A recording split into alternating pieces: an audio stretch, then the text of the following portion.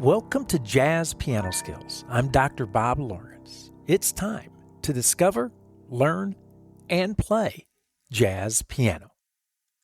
Today you are going to discover 14 improvisational lines, improvisational ideas that embody the improvisational approaches of jazz great Keith Jarrett. You're going to learn how to construct improvisational lines that stylistically reflect Keith Jarrett's approach to improvising. And you are going to play 14 improvisational lines, improvisational ideas that strategically explore the entire sound from the root through the 13th. So as I always like to say, regardless of where you are in your jazz journey, a beginner, an intermediate player, an advanced player, or even if you are an experienced professional, you are going to find this Jazz Piano Skills podcast lesson presenting 14 Keith Jarrett exercises, part 2, designed to help you develop improvisation vocabulary. You're going to find this episode to be very beneficial. If you are new to Jazz Piano Skills, if you are a new listener to the Jazz Piano Skills podcast, I want to personally invite you to become a Jazz Piano Skills member. Visit JazzPianoSkills.com to learn more about the abundance of jazz educational resources and services that are available for you to use. For example, as a Jazz Piano Skills member, you have full access, 100% complete access to all of the educational podcast packets, the illustrations, the lead sheets, the play-alongs that I develop for every podcast episode. You have access to the sequential jazz piano curriculum, which is loaded with comprehensive courses, all of them using a self-paced format, educational talks, interactive media, video demonstrations, play-alongs, and more. As a Jazz Piano Skills member, you also have access to the online weekly masterclasses, which are, in essence, 1-hour private online lessons with me every single week. And as a Jazz Piano Skills member, you also have access to the private Jazz Piano Skills community, hosting a variety of engaging forums, podcast-specific forums, course-specific forums, and, of course, general jazz piano forums as well. And last but certainly not least, unlimited, private, personal, and professional educational support is at your fingertips as a Jazz Piano Skills member whenever and as often as you need it. Again, visit JazzPianoSkills.com to learn more about all of the educational opportunities and how to easily activate your membership. If you have any questions, please do not hesitate to reach out to let me know. I'm always happy to help in any way that I can. Okay, let's discover, learn, and play jazz piano. Let's discover, learn, and play some more Keith Jarrett exercises, part 2. Some more Keith Jarrett improvisational lines and ideas that capture his improvisational approach, both theoretically and stylistically. But before we jump in, I want to take a few minutes to recap our journey over the past 2 months, because we have covered a ton, and I mean a ton of ground. We started back in April with a thorough exploration of inverted melodic shapes, inverted minor, inverted dominant, and inverted major shapes. And this exploration, this journey, illustrated the importance of knowing inversions, not just harmonically, but melodically as well. We are typically taught inversions as various ways to play chords harmonically so that we can easily move from one chord to the next chord utilizing minimal motion. And this is indeed a legitimate function of inversions. However, if this is the only justification for learning inversions that students are given. Then jazz educators sell them, inversions and students, short by failing to address what one could easily argue and justify as even a more important role of inversions. And that is to equip jazz musicians, you and me, with essential melodic shapes needed for developing jazz vocabulary, for improvising. And this is what we spent the entire month of April doing, studying the inversions melodically using ascending and descending scale and arpeggio motion. And as if that wasn't enough to tackle, we incorporated the use of enclosures to add ornamentation to the inverted melodic shapes. Or as I like to say, we camouflaged the scales and arpeggios so that they do not sound like scales and arpeggios. So after a thorough exploration of inverted melodic shapes, using ascending and descending scale and arpeggio motion with added enclosures, we applied our new jazz piano skill to the most common and without question the most important chord progression in all of jazz, the 2-5-1 progression. In other words, we placed the jazz piano skill, the inverted melodic shapes, into a musical context.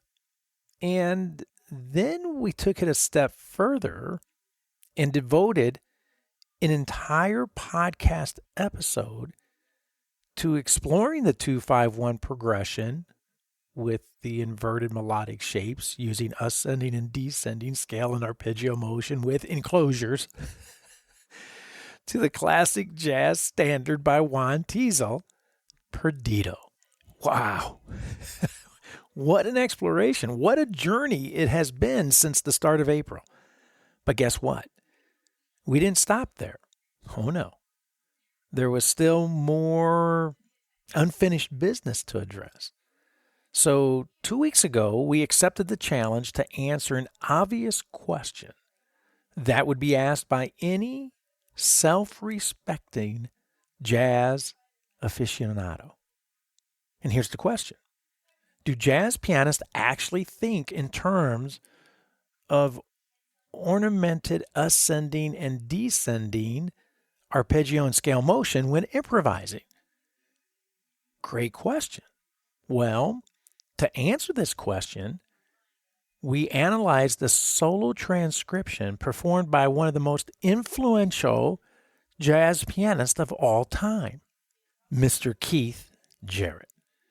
The solo on the tune 4 from the My Foolish Heart album recorded in 2001 confirmed that ornamented ascending and descending arpeggio and scale motion is, without question, an improvisational approach used by professional jazz pianists when soloing. And in fact, one of the most striking revelations revealed from the analysis of the Keith Jarrett transcription was his ability to seamlessly blend arpeggio and scale motion. In other words, his ability to begin a melodic idea with arpeggio motion and then effortlessly transition into scale motion to complete his musical thought, or vice versa, to begin his musical thought with scale motion and conclude his musical phrase with arpeggio motion. This musical revelation, as with all musical revelations, should lead us to the formulaic and methodical development of exercises. Exercises that will help us successfully develop jazz vocabulary. So last week, we devoted the podcast episode to playing exercises that intentionally blended ascending and descending scale and arpeggio motion from the root of the musical sound to the ninth of the musical sound. And why the ninth? Because Another revelation that we discovered in the transcription, the Keith Jarrett transcription, was his love for the sound of the ninth. So, for example, we developed exercises that would begin with scale motion played to the seventh, followed by arpeggio motion to the ninth. Then scale motion to the fifth, followed by arpeggio motion to the ninth. Then scale motion to the third, followed by arpeggio motion to the ninth. So the methodology, the approach, was to successfully, continually shrink our scale motion while expanding our arpeggio motion. We then reversed the same formulaic and methodical approach to continually shrink arpeggio motion while expanding scale motion. So, all of our hard work over the past 2 months has led us beautifully to our lesson today, our grand finale, which we will discover 14 improvisational ideas, 14 improvisational lines that embody the improvisational approaches of Keith Jarrett.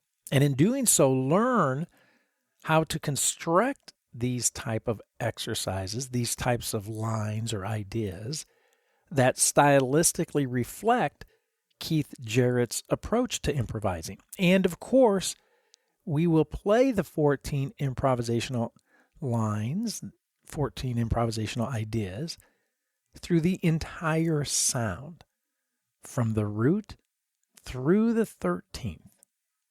How cool is this going to be? So the agenda for today is as follows. Number 1, I am going to present 14 improvisational lines, improvisational ideas, modeled after Keith Jarrett's approach to improvisation, using ascending and descending arpeggio and scale motion with enclosures. Number 2, each improvisational line, each improvisational idea will be introduced rhythmically using various combinations of quarter and eighth notes, quarter-eighth patterns, which is predominantly what Keith Jarrett uses as the transcription illuminates.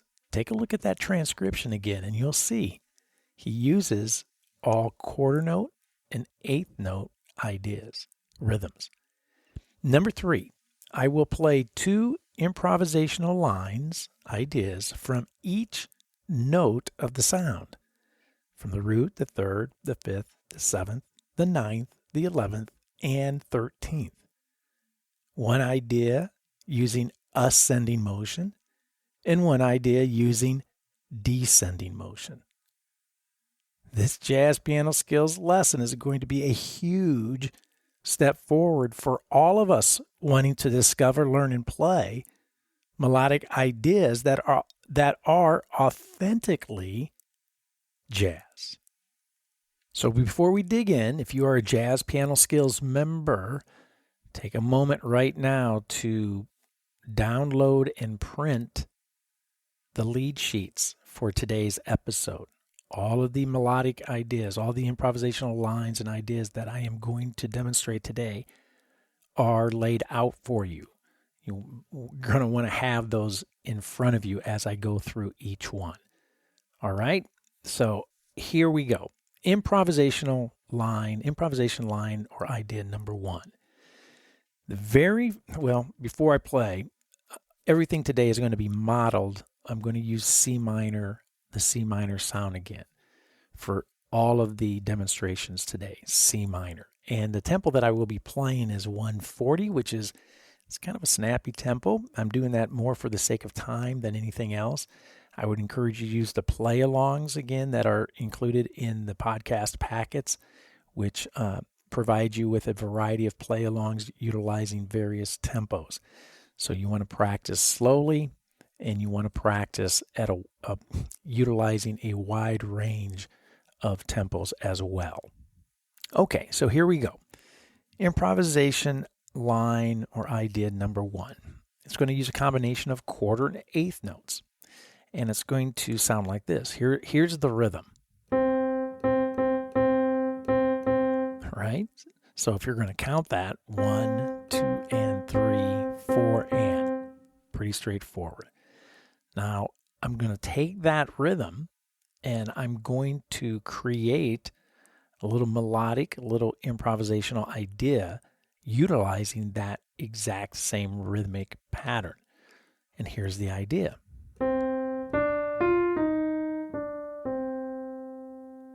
So I'm starting on my root. I'm encircling my third. And then I resolve it back to the root using scale motion.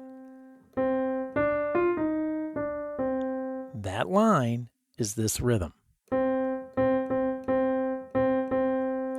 Right? Okay, so now let's place it in a musical context, in a musical setting. So let's bring the ensemble in and let's check it out. Here we go.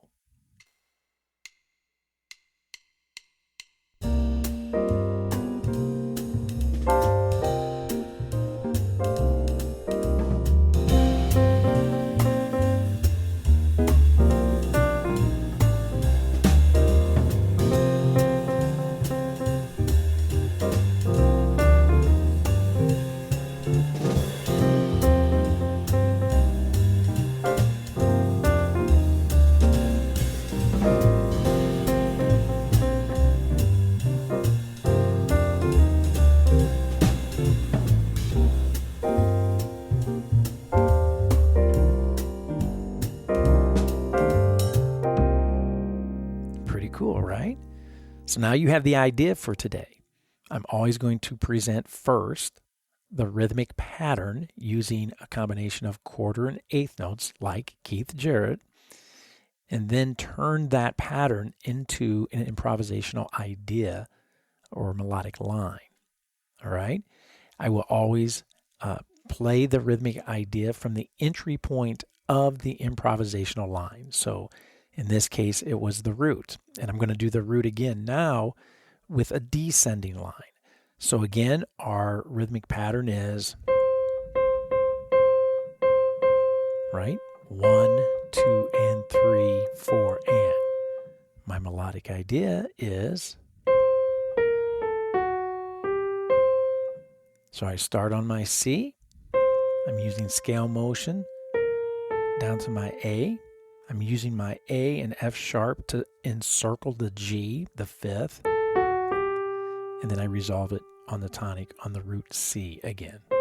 So the idea is all built from this rhythmic pattern.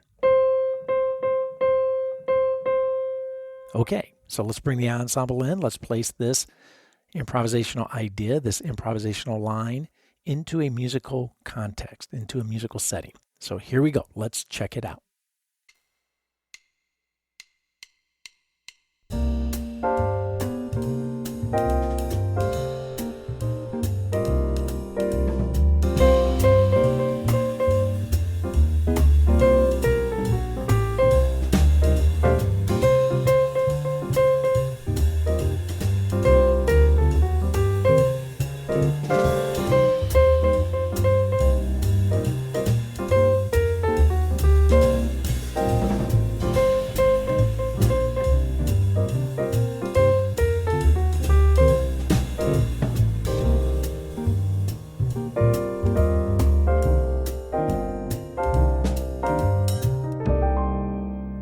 Nice.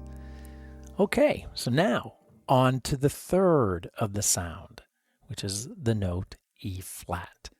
So now I'm going to reverse my rhythmic idea. I'm going to place the eighth notes on counts 1 and 3, followed by quarter notes on counts 2 and 4. So the rhythmic pattern sounds like this. 1 and 2, 3 and 4. My melodic idea, my improvisational line. Nice. Scale motion from the third to the fifth. Then I'm going to encircle the seventh, the B flat, using an A and a C. Put it all together. Nice idea. So now let's bring the ensemble back in and let's check this out. Let's place this rhythmic pattern and this improvisational line, this improvisational idea, let's place it into a musical context, into a musical setting. Here we go. Let's check it out.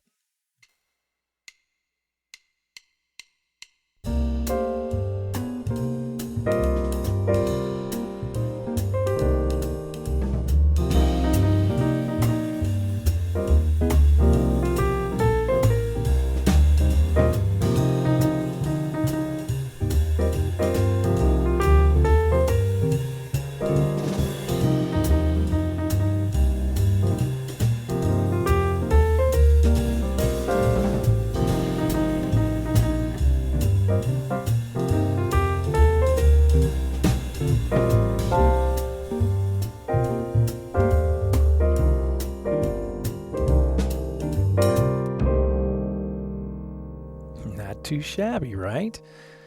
In other words, we don't have to overcomplicate this to create this. We don't have to overcomplicate this process to create really nice improvisational lines, improvisational ideas that are authentically jazz. So for the next idea, for the next line, the rhythmic pattern again is going to remain on the third, 1 and 2, 3 and 4. But now I'm going to create a descending line.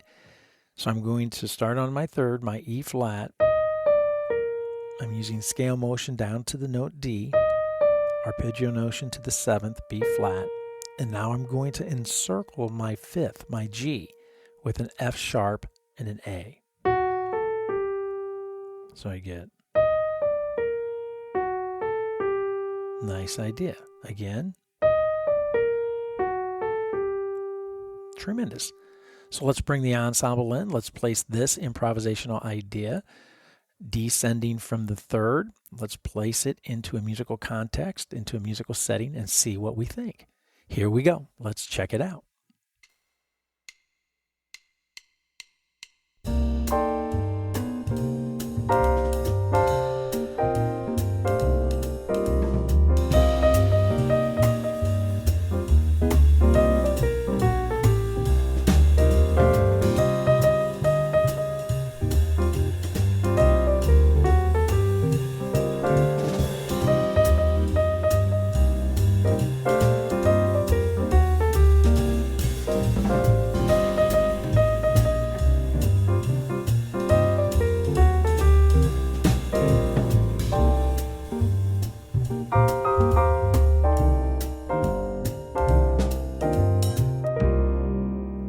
Very nice.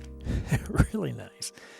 So now on to the 5th of the sound, the note G. Now my rhythmic pattern, I'm going to have 2 quarter notes placed on counts 1 and 2, followed by 8th notes on counts 3, a pair of 8th notes on count 3, and a pair of 8th notes on count 4. So the rhythmic pattern sounds like this. 1, 2, 3, and 4, and.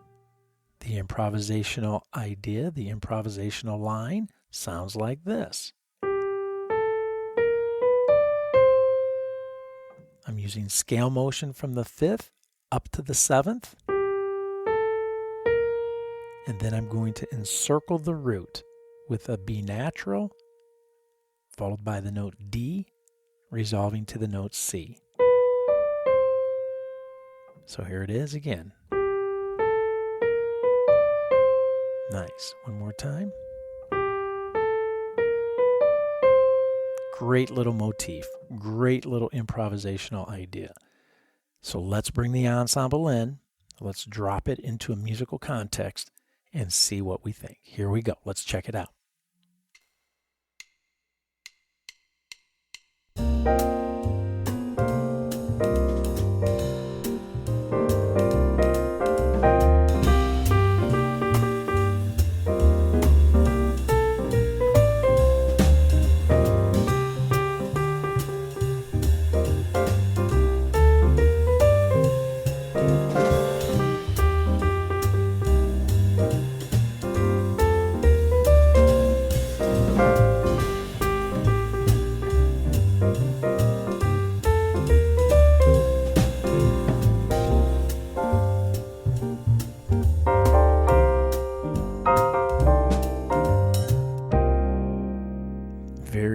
cool. Really nice idea. Now, staying with the fifth, staying with our same rhythmic pattern. Again, 1, 2, 3, and 4, and. I'm going to play a descending line starting from the fifth using that same rhythmic pattern. So I start on the fifth, arpeggio motion down to the third, resolving to scale motion to the ninth, and then I'm going to encircle my B flat with the note A, C, and then the seventh, the note B flat. So the idea when played in time sounds like this. Classic jazz vocabulary. Very nice. So again, let's bring the ensemble in. Let's drop this melodic motif, this improvisational line, this improvisational idea. Let's drop it into a musical context, into a musical setting, and see what we think. Here we go. Let's check it out.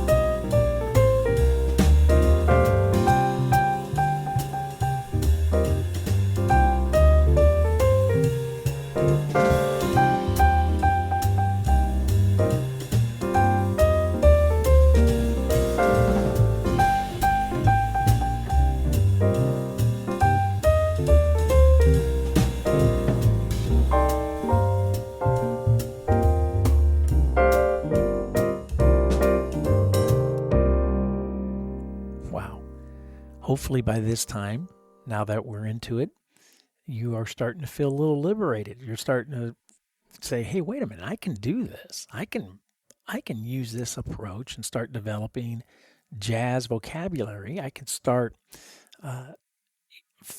discovering my musical ideas. And indeed you can. Absolutely you can. So now let's move on to the seventh of the sound, to the note B flat. And now I'm going to reverse the rhythmic pattern. I'm going to place the eighth notes on counts 1 and 2, followed by quarter notes on counts 3 and 4. So the rhythmic pattern now sounds like this. 1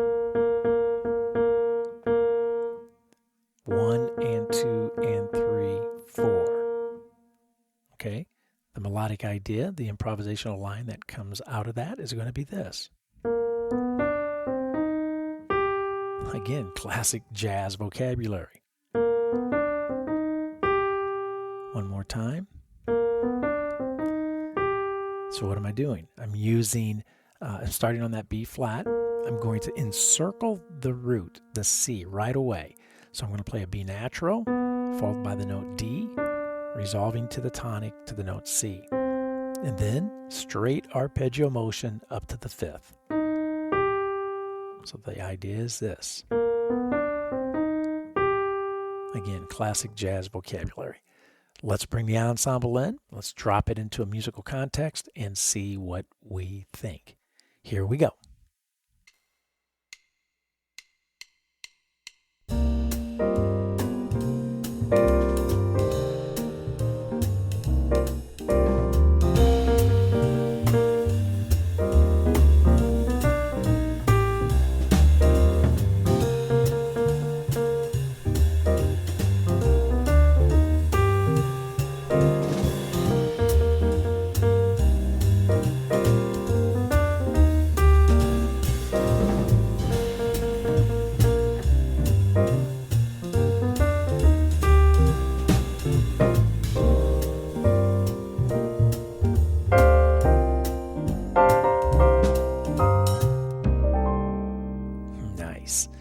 And indeed, you can start developing your melodic ideas, discovering your improvisational lines, your jazz vocabulary, if you employ a systematic, a formulaic, methodical approach like we're doing today. As you can tell, this is very different than doodling. We're not just simply sitting at the piano, doodling, hoping to discover something that sounds good. And then only after discovering something that sounds good, we have no idea what we just did, so we cannot replicate it from chord to chord or from sound to sound.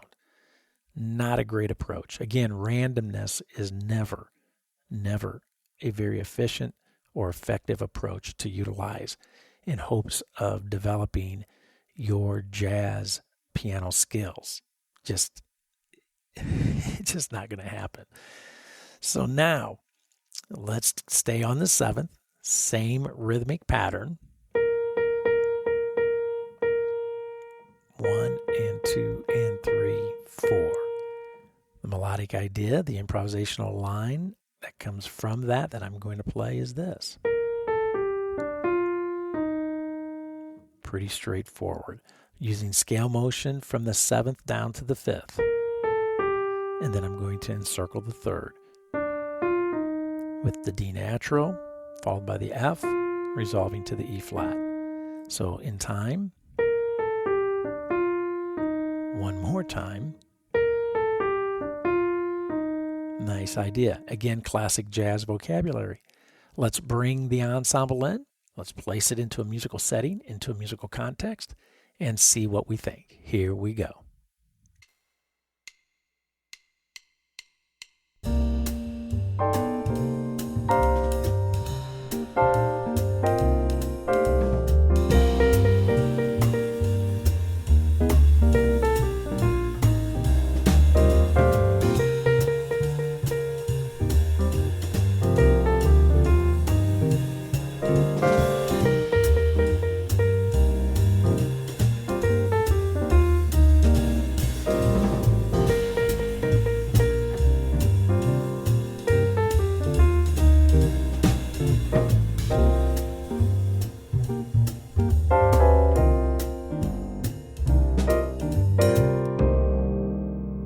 Okay, it's time to move to the upper extensions of the sound.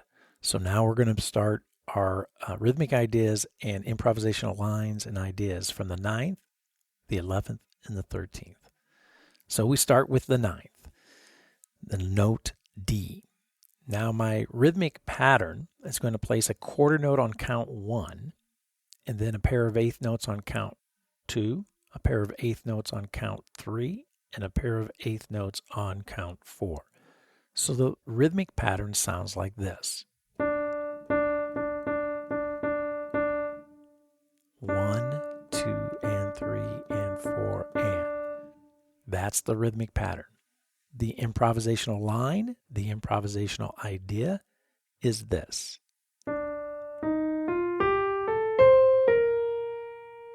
Very Keith Jarrett-like. Starting on the 9th, on the D, eighth notes for the rest of the line, starting on E flat, using scale motion to the 5th. No, I'm sorry, scale motion to the 6th or the 13th. And then I'm going to encircle the 7th from that A up to the C, resolving to the 7th to the note B flat. So I get this. Starting on the 9th, scale motion to the 13th, encircling the 7th.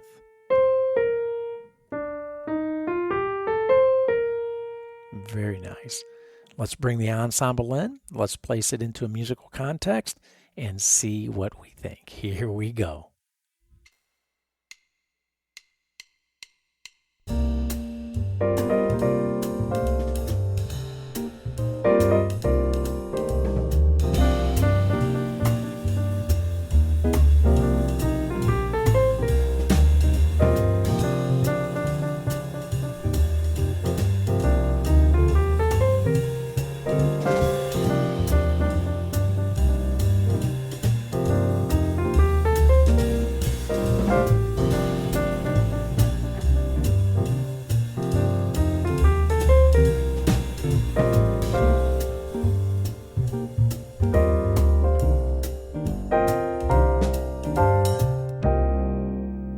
Again, very Keith Jarrett-like. So we're going to stay on that 9th, right? Here's the rhythmic pattern. Again, counting it, 1, 2, and 3, and 4, and. Now, the improvisational line or melodic idea that I'm going to play coming from that or utilizing that rhythmic pattern, I'm going to start on my 9th, scale motion down to the 13th, down to the note A. And now I'm going to use F sharp and A to circle the 5th. Just like that. So in time, the melodic idea sounds like this. Once again, classic jazz vocabulary. So let's bring the ensemble in, let's place it into a musical context and see what we think. Here we go. Let's check it out.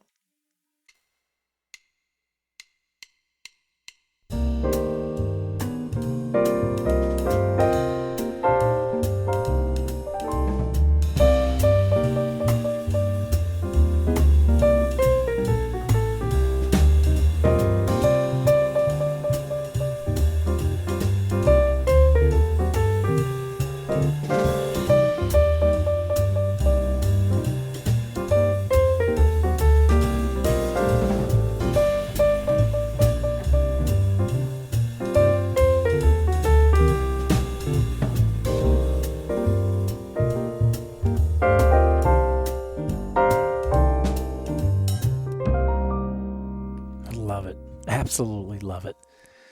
Okay, on to the 11th we go. So the 11th being the note F, we're going to now just reverse our rhythmic pattern. We're going to play eighth notes on a pair of eighth notes on count 1, a pair of eighth notes on count 2, a pair of eighth notes on count 3, followed by a quarter note on count 4. So the rhythmic pattern sounds like this. Or 1 and 2 and 3 and 4. The improvisational line, the improvisational idea that I'm going to play, utilizing that pattern, sounds like this. Very nice. Scale motion from the 11th to the 13th. Now I'm going to circle my B flat.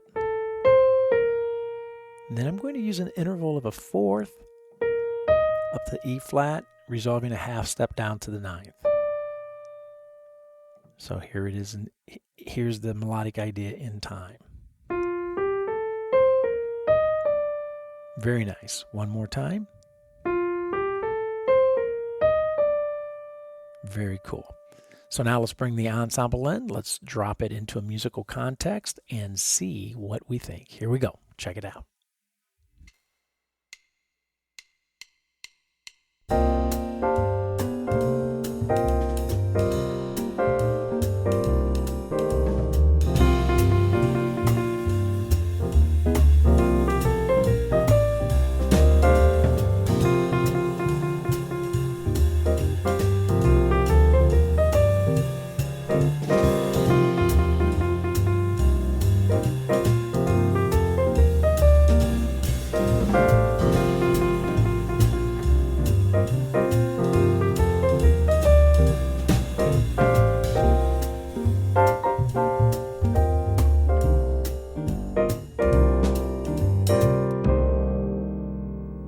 Very nice.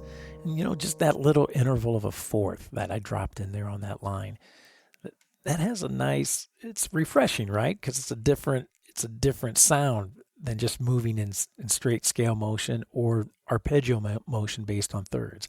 And we'll be dealing with melodic ideas, building melodic ideas using fourths in upcoming podcast episodes. So that's just a little teaser there. So now we're going to stay with the 11th again. And we're going to stay with the same melodic pattern. Again, if I count it, 1 and 2 and 3 and 4. My melodic idea, my improvisational idea line sounds like this. So I'm starting on that 11th on the note F. I'm using arpeggio motion down to the 7th. So I'm going 11, 9, 7, F, D, B flat. Then I'm going to play the note A, the 13th. So I got a little scale motion there. And now I'm going to encircle the 5th using F sharp, A, and G. So that the improvisational line in time sounds like this. One more time. Very nice. So once again, let's bring the ensemble back in. Let's place it into a musical context, into a musical setting, and see what we think. Here we go.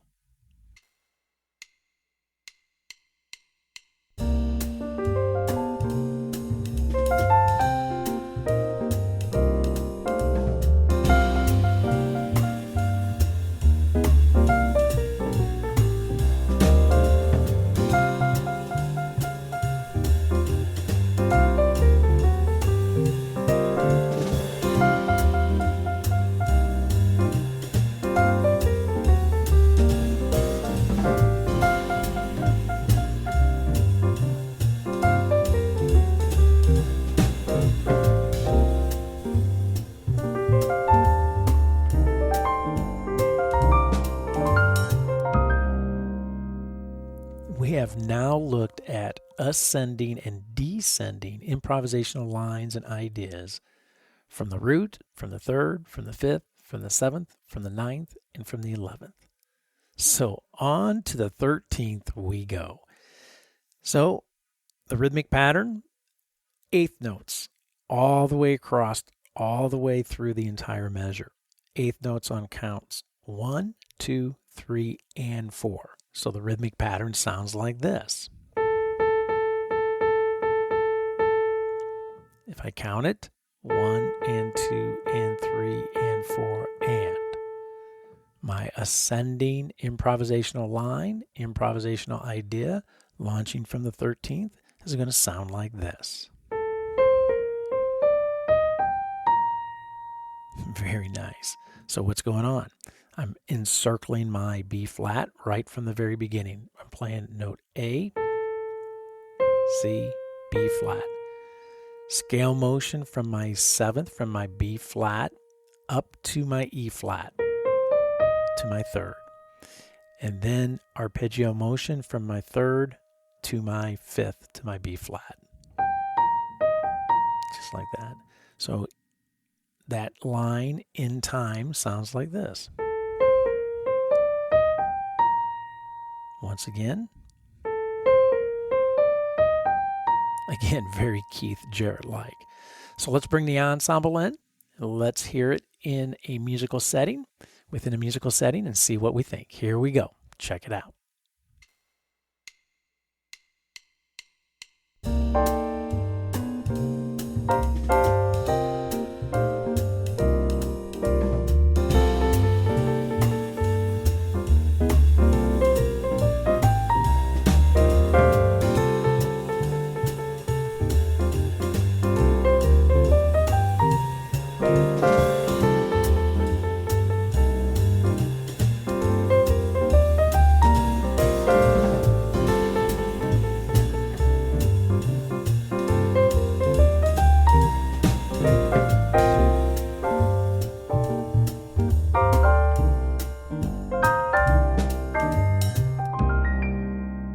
Okay, so now we have our final improvisational line, improvisational idea for today. Again, on the launching from the 13th, from the A, using all 8th notes, the rhythmic pattern sounds like this. Again, 1 and 2 and 3 and 4 and. My improvisational idea is going to sound like this. Very cool. So what's happening? I'm starting on my 13th, my A, ascending motion, half step motion or scale motion up to the B flat.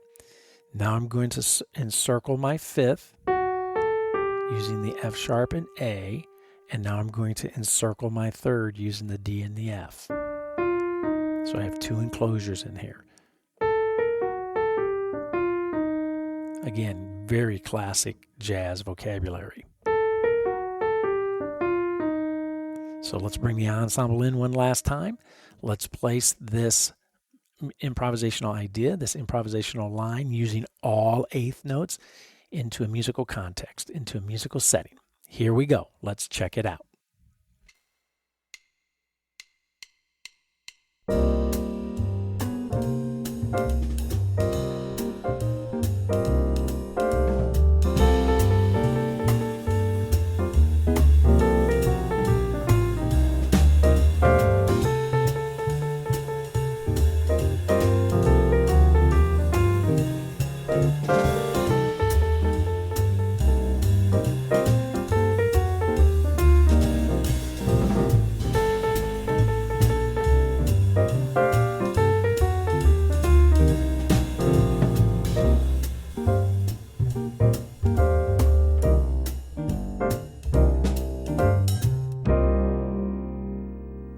Wow. As always, we have unpacked a ton of information today. We have unpacked a ton of information in just 2 very short months. My objective over the past 2 months was to successfully lead you to today's jazz piano skills lesson. And the objective of today's lesson was to illustrate for you how to successfully construct improvisational lines, improvisational ideas that embody the stylistic elements used by professional jazz musicians like Keith Jarrett. I hope that I have successfully illuminated for you the importance of knowing your arpeggios and scales, both conceptually and physically. To know, to see arpeggios and scales as shapes that are built from the primary tones of a musical sound, the root, the third, the fifth, the seventh. I hope that I have helped you discover how jazz musicians approach the ornamentation, the camouflaging of arpeggios and scales so that they do not sound like arpeggios and scales.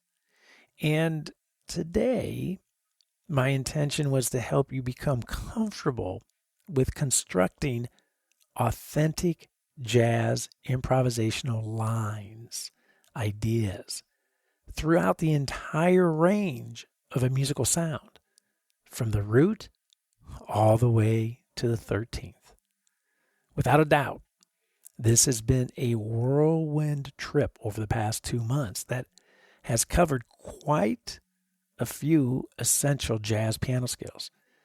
So I would definitely encourage you to revisit each podcast episode several times to help you thoroughly digest the concept, the skills. I would also encourage you to actively use the podcast packets for each of the podcast episodes, the illustrations, the lead sheets, the play-alongs. Download that material and use it, actively use it. These educational tools can be downloaded and used when practicing, and I promise you, they will help you maximize your musical growth, your jazz growth, and transform your playing. Remember, good old-fashioned grunt work always produces the greatest results.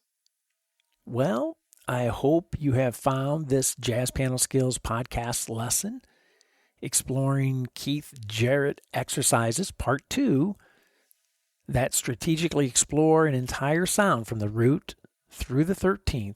I hope you have found it to be very insightful and, of course, beneficial. Don't forget, if you are a Jazz Piano Skills member, I will see you online Thursday evening at the Jazz Piano Skills Masterclass, 8 p.m. Central Time, to discuss this podcast episode lesson and Keith Jarrett's exercises in greater detail and to answer any questions that you may have about the study of jazz in general. Again, as a Jazz Piano Skills member, be sure to use the educational podcast packets, the illustrations, the lead sheets, the play-alongs for this podcast lesson, and be sure to use the Jazz Piano Skills curriculum, the courses, to maximize your musical growth. Likewise, Make sure you are an active participant in the Jazz Piano Skills community. Get involved and contribute to the various forums. Make some new jazz piano friends. Always a great thing to do. And as always, you can reach me by phone, 972-380-8050. My extension is 211. By email, Dr. Lawrence, drlawrence at jazzpianoskills.com, or by SpeakPipe, found throughout the Jazz Piano Skills website. Well, there's my cue. That's it for now. And until next week, enjoy Keith Jarrett's Exercises Part 2. Enjoy the journey, and most of all, have fun as you discover, learn, and play jazz piano.